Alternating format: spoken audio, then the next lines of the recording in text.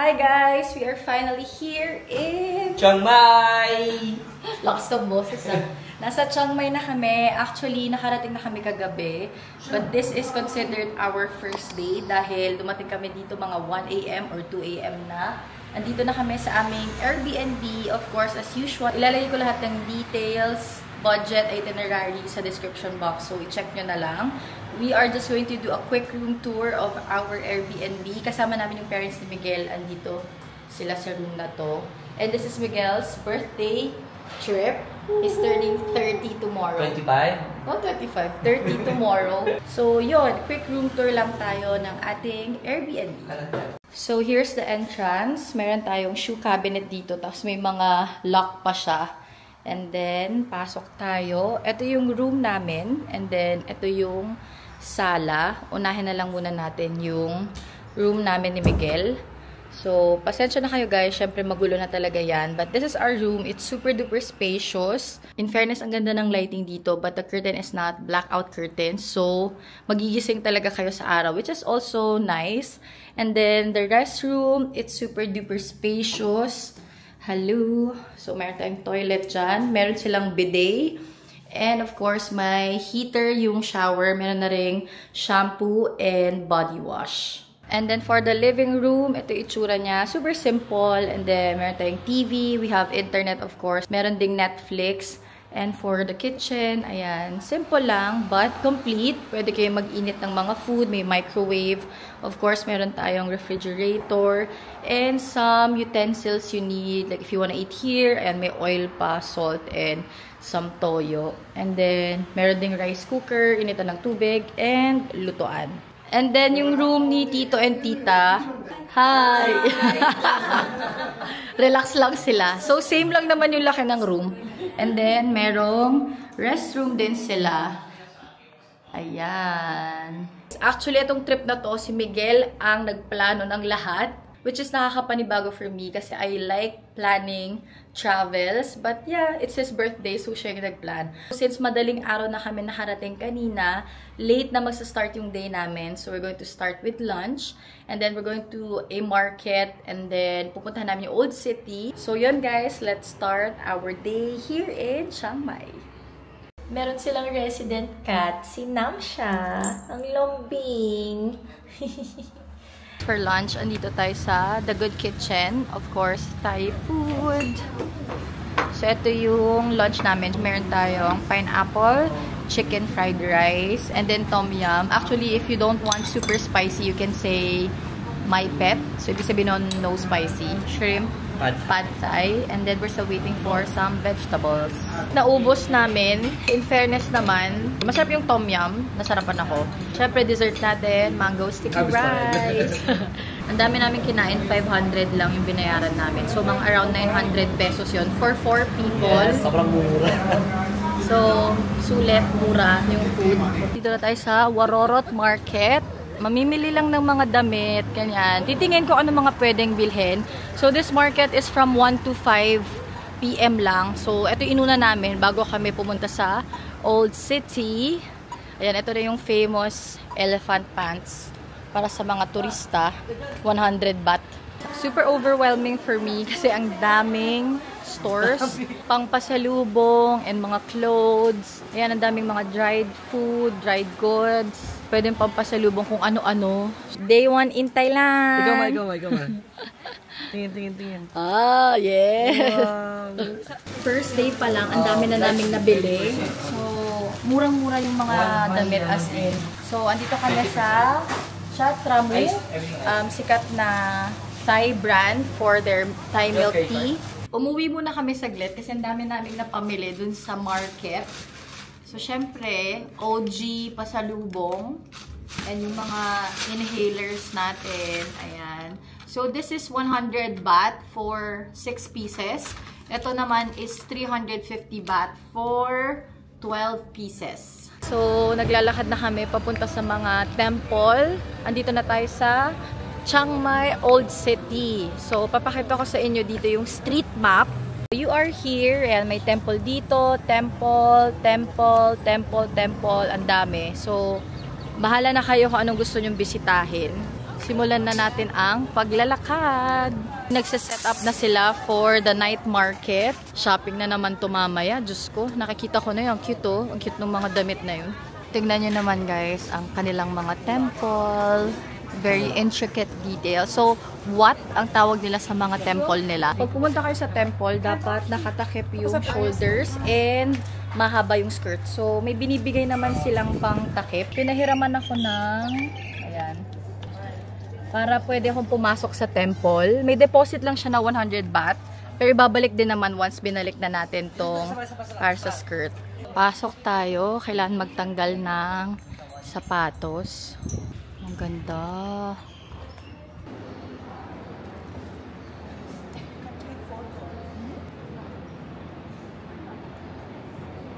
If you're wondering kung ano yung weather ngayon dito, it's 34 degrees at 4 p.m. So, mainit talaga guys.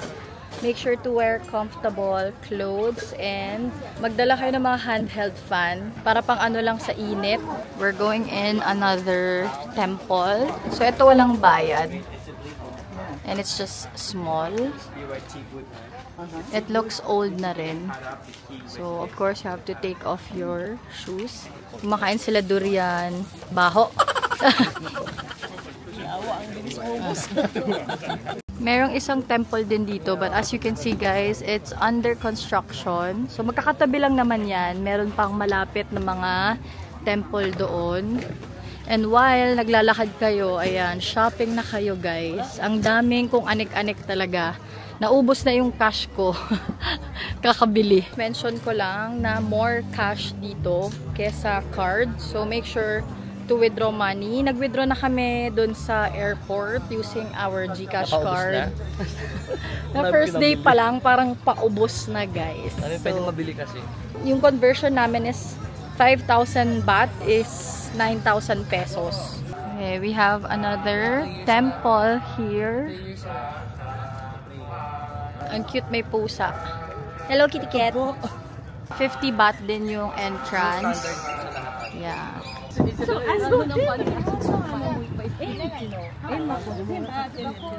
massage la dito, 30 minutes, 100 baht lang. So, mga 200 pesos. Dito tayo sa Lukbua Restaurant. So, nilakad lang namin siya from the old city. For dinner, kangkong, roasted duck, seafood fried rice, ito crab curry, and then latna.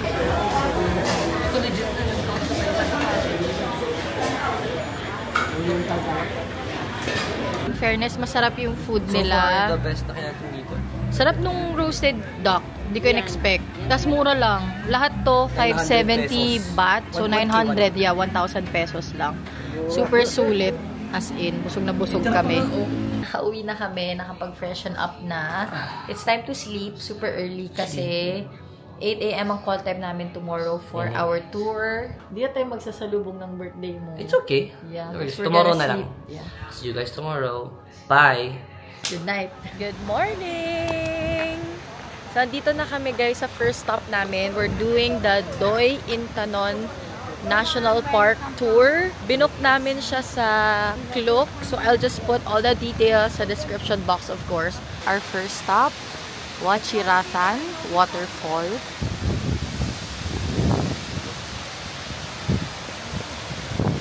Wachiratan Waterfall.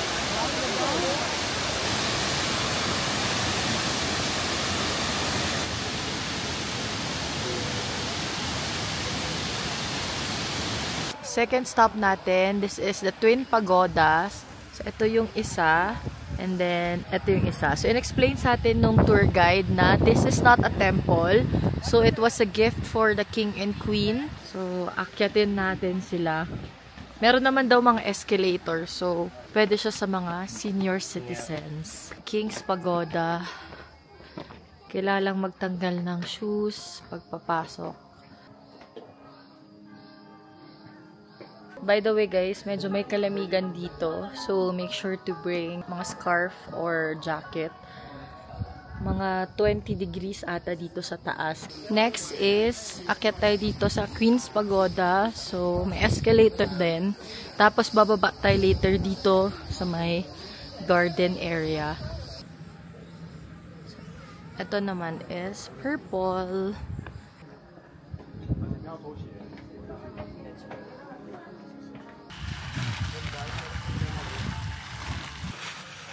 Super nice. Ang daming flowers. Anong flowers kaya tong mga to, no? Ganda. Oh, Tita Go, ano yung pangalan ng dalawang pagoda? Pramahatat na pamitan doon. Yung Pramahatat na papulpusuri. Oh. Ang galing. Na-memorize niya. Papunta na tayo sa summit ng Don Intanon. Pero saglit lang naman daw yung lakad. The highest spot in Thailand. My favorite thing here is an elephant. Do you notice? It's made from teak. Okay. Yeah, he here over 100 years. Wow. 10 degrees yung temperature kaninang umaga. Pero ngayon, 17 na lang. Buti na lang, nagdala ko ng scarf talaga. Kasi pang shield na rin sa lamig. For lunch, guys, ang dami na namang naming order. So, may soup, and then vegetable, ano to, chicken cashew, no? Yeah. Fried rice, of course, and then spring roll. And then yan, guys, meron tayong fish. And ang dami namin na order, pero 1.5 lang lahat yan. Yeah. Super sweet. Ang dami pa naming take out. Hindi namin naubos lahat. For Miguel's dinner, the house restaurant. Dito siya magpa-birthday celebration. So this is a Michelin Guide restaurant. And super nice, in fairness. We ordered yung appetizer platter nila. So sabi ni Kuya, kainin daw siya paikot na ganito. And kinakain daw yung dahon. So let's see if it's good. One bite, right?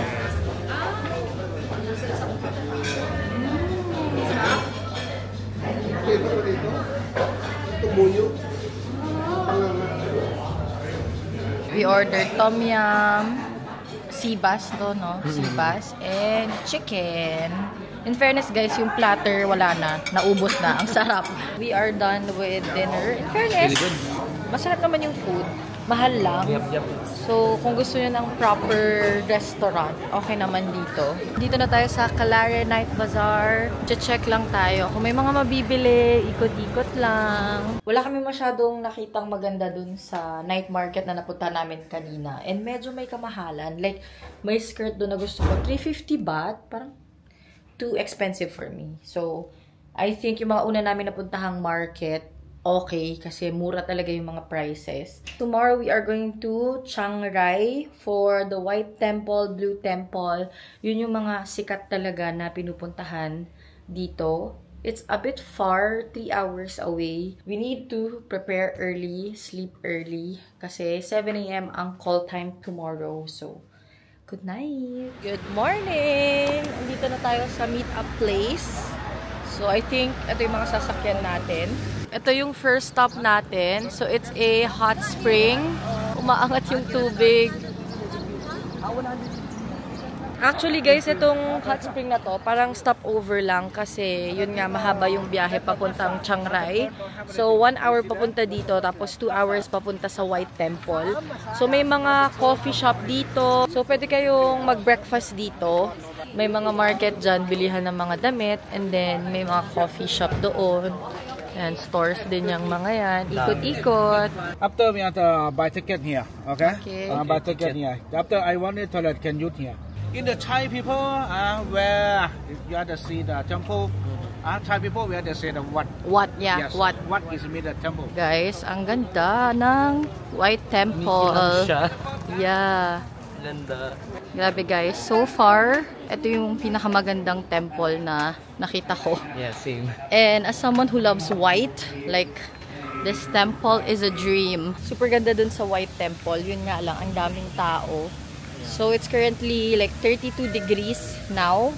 So, mainit talaga guys. Baon kayo ng water and cooling spray. And syempre, a lot of patience and willpower. Kasi, ang kalaban nyo is init talaga.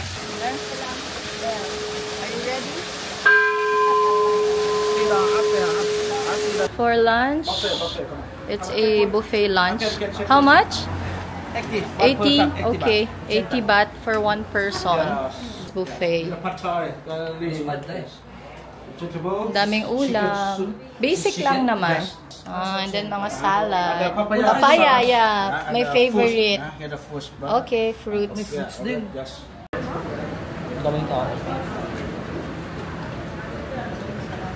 Our next temple is the Blue Temple.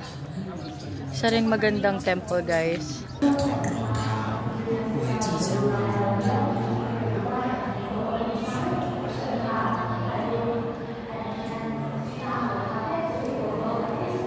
Ito yung Blue Temple, and then meron din tayong pagoda dito sa likod niya. Super duper nice. Ang ganda. Ang ganda ng combination ng blue and gold. Andito na tayo sa dulo ng Thailand. So, ito yung Thailand, and then ito yung sa Myanmar, and then Laos naman dito sa side na to. So, andito tayo sa part na to. So, last stop na tayo, guys. Let's go! Last station.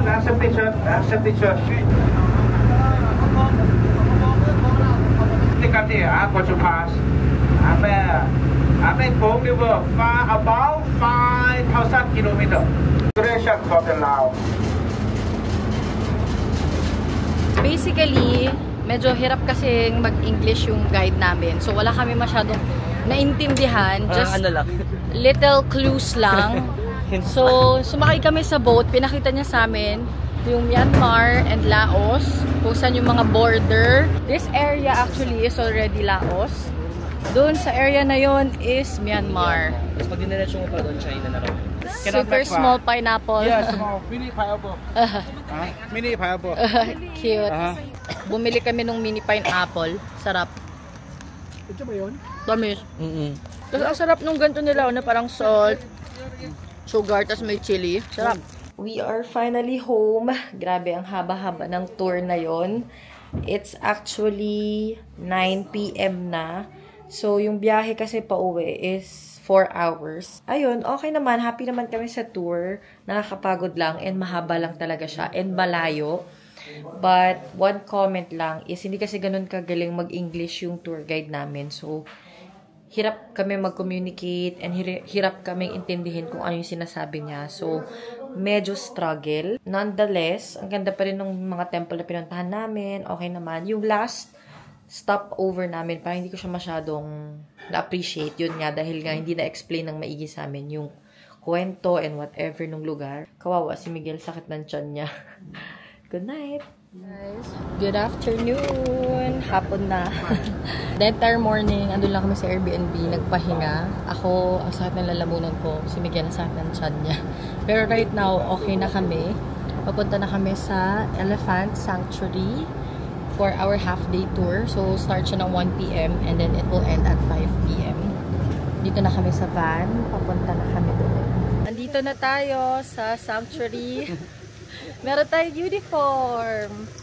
Ayan.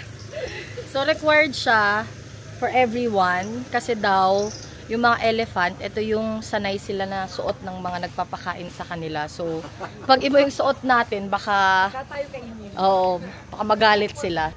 Okay, as I tell you, hold at the tip of the sugar cane and just feeding them. Ang bilis na kumain.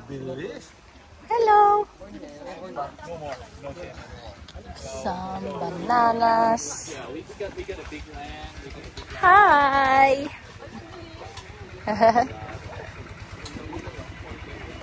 Hello. Some of them like.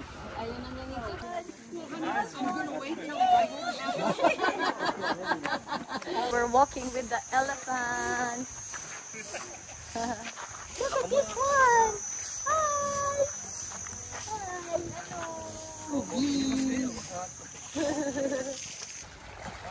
Ang cute.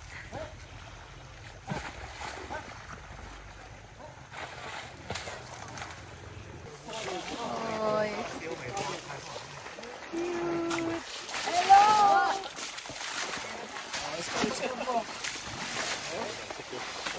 Cute.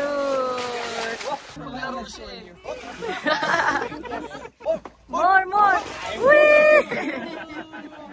na kami. And we had fun. Masaya siya. This is our second time doing this actually. Nagawa na namin to sa Phuket. Yung difference, mas konti lang kami dito. So, mas maraming time kami na nakapagpakain ng elephants, ganyan. Pero wala included na food. Dun sa na-try namin sa Phuket kasi may kasamang food. Ngayon, maliligo na kami. They provide towels naman and may shower area naman. For dinner, dito tayo sa Lemongrass Thai Cuisine. Nakita namin siya sa Google. Marami siyang good reviews. So, we're going to have dinner here. For dinner, we're having crab fried rice. Ito yung favorite kong fried rice nila guys. Sobrang sarap. Stir-fry vegetable. Yes, stir-fried. Pero may seafood din yan. And then, ito yung favorite nila Miguel, ladna. Ladna. So, chicken siya na may noodles. Tapos parang may gravy. Meron din tayong chicken satay and yung soup ni Miguel. Time to sleep guys. Last day tomorrow. And we're going to do a cooking class. Yes. Good night guys. Good night. Last day na namin dito sa Chiang Mai. And for our last activity, tayo ay magko-cooking class. Ang cute nitong sasakyan namin, guys. Para po... Oh, diba? Lokal na lokal. Parang sa Pilipinas lang, ah. Para. First stop natin is... Local market. The local market. So, itutour nila tayo dito. This one we call Wow. soft-shell turtles. Turtles! They come from the farm. We Turtles? buy them for release them to the river, not Oh, for okay. cooking. No Okay. worries. Okay, I got worried. Okay, not for cooking. Yes. Very good. For the Guys, soup, frogs yan. buffalo. Buffalo. This is the buffalo meat. In Thai, we have 5 kind of basil. It's also with pepper. Because after we cook it, it have a little bit sweet taste. Mama Noy Cookery School. It's time to learn how to cook Thai food. Ito yung lulutuin natin. So, pipili ng isang stir-fried, isang soup, and isang Korean paste. And then, may kasama na siyang Thai milk tea and mango sticky rice. So, for me, I chose the pad Thai, tom yum, and the green curry. So, ayan, magluluto na tayo. I'm very excited! And try to smell. Yes, Thai. Ikaw, yan pwede mong kunin pa. It's the same. Ito guys, Thai basil. For make the flavors. Ito yung This is for hot basil or holy basil. We use it for stir-fried chicken with a hot basil. You can pick it and taste or smell. Yung blue turnip. Ano lasa, tita? Sweet?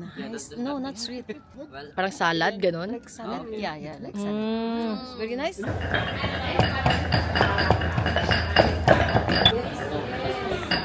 Wow! That's nice. 5 minutes non-stop! Let's go!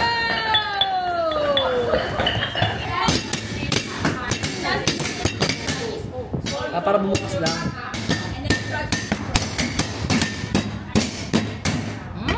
Okay.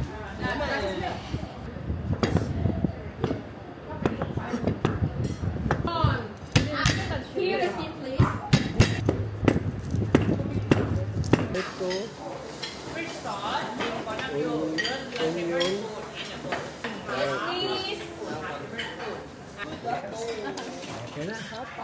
Sarap.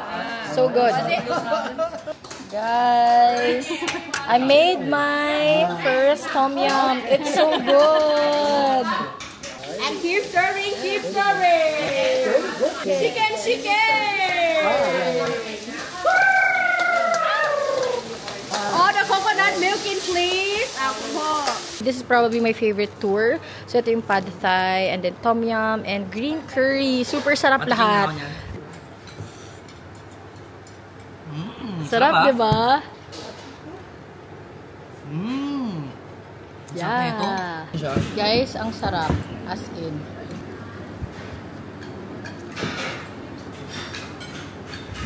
To end our cooking class, we have mango sticky rice and Thai milk tea. Sarap. The cooking class, you have to book it. I think it's my favorite tour from this trip. As in, na-enjoy ko talaga siya. And sobrang sulit for the price. Kasi ang dami ng food and marami talaga kayo matututunan. May take-out pa kami sa sobrang dami ng food. But anyway, after the cooking class, umuwi kami, nagpahinga. And then pumunta kami sa Big C. So yun yung parang supermarket nila dito sa Thailand. And bumili kami ng mga pasalubong, syempre. And I'm gonna share with you guys kung ano yung mga pasalubong na binibili ko other than yung mga inhaler or mga herbal balm. So, of course, meron tayong Thai milk tea. And then yung mga ganito, dried squid. Mahilig kasi ako sa mga dried squid. So, ipapasalubong ko rin. And of course, for myself, bumili rin ako ng ganito. Pad Thai kit siya. So, meron na siyang noodles. And then, may kasama na rin siyang mga sauce. And yung mga cashew nuts, chili powder, ganyan. Bumili rin ako ng mga iba't ibang flavor ng Lay's. Ang dami nilang iba't ibang flavor ng Lay's, guys. But my favorite is salted egg. Ang sarap nito. And of course, hindi ako pwede umuwi nang hindi bumibili ng mango dipping sauce. Ito yung parang alamang nila. But I like the Thai version kasi may tamis na may alat. Basta halo-halo. Basta more on the sweet side siya. And of course, may spice. So, I like it. And then, ito, gustong-gusto namin ni Miguel to. Yung Tom Yum Creamy. So, pag nag-crave kami ng Tom Yum, lalagyan lang namin siya ng shrimp and mushrooms. And then, itong powder na to. So, super dali lang niyang gawin. Ito pa pala, bumili ako ng green curry paste kasi sobrang nasarapan ako dun sa green curry na niluto namin kanina. So, gusto ko magluto ulit sa Pilipinas. So, bumili ako nito. Actually, guys, 6:17 na. And I'm sure nagtataka kayo bakit hindi pa kami nag-check out dito sa Airbnb. Pinakiusapan namin yung owner, yung host ng Airbnb na to, na kung pwede super late check-out kami, like 8 p.m. kasi our flight is at 1:30 a.m. pa. And pumayag sila, but with a minimum fee, ang siningil lang nila sa amin is $20. As in, ganun lang kamura, guys. So, super bait ng may-ari ng Airbnb na to. And I highly recommend this place kasi ang lapit lang niya sa lahat. Ang dami niyong pwedeng kainan around. May mga massage area din around. Very convenient yung place. May 7-Eleven lang din dyan na walking distance. So, super okay siya. Super spacious. And very affordable. So, ayun guys. We are just going to pack everything na binili namin. And I'm going to end the vlog. So, as always, everything you need to know is on the description box. Make sure to check it. Ano yung mga links, budget, itinerary, everything, I put it in the description box. So, thank you so much for watching, guys. Till my next vlog. Bye.